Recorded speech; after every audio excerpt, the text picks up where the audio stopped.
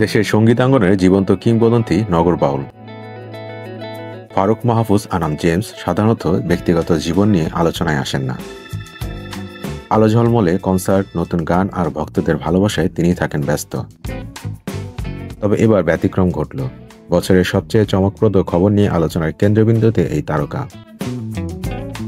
সম্প্রতি প্রকাশ্যে এসেছে জেমসের বিয়ে ও সন্তানের খবর, যা জানাজানি হতেই সোশ্যাল মিডিয়ায় ছড়িয়ে পড়েছে অভিনন্দনের জোয়ার। ভক্তরা প্রিয় শিল্পীকে শুভেচ্ছা জানাচ্ছেন নতুন জীবনের জন্য।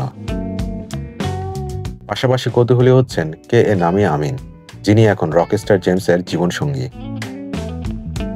বুধবার বিকেলে জেমসের ম্যানেজার রুবায়েত ঠাকুর রবিন গণমাধ্যমে বিষয়টি নিশ্চিত করে বলেন, জেমস ভাইয়ের তৃতীয় স্ত্রীর নাম নামিয়া আনাম। তার বাবা নুরুল আমিন এবং মা নাহিদ আমিন দুজনেই দীর্ঘদিন ধরে যুক্তরাষ্ট্রে বসবাস করছেন। নামিয়া যুক্তরাষ্ট্রেই বেড়ে উঠেছেন এবং ছোটবেলা থেকেই নাচের প্রতি ছিল তার প্রবল অনুরাগ। পরে তিনি পেশাদার নৃত্যশিল্পী হিসেবে খ্যাতি অর্জন করেন। শিল্পী সত্তার জায়গায় মিল পেয়েই হয়তো একে অপরের প্রতি আকৃষ্ট হন জেমস ও নামিয়া।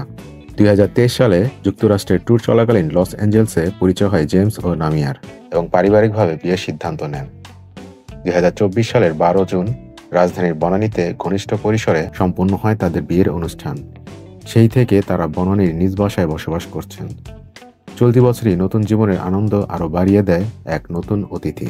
2025 সালের 28 জুন নিউ ইয়র্কের হান্টিংটন হাসপাতালে পুত্র সন্তান জিবরান আনামের জন্ম দেন নামিয়া আনাম। ম্যানেজার রবিন জানান, জেমস ভাই এখন খুবই সুখী ও শান্তিতে আছেন। তিনি নিয়মিত গানের কাজ করছেন, একই সঙ্গে পরিবারের সঙ্গে সময় কাটাচ্ছেন।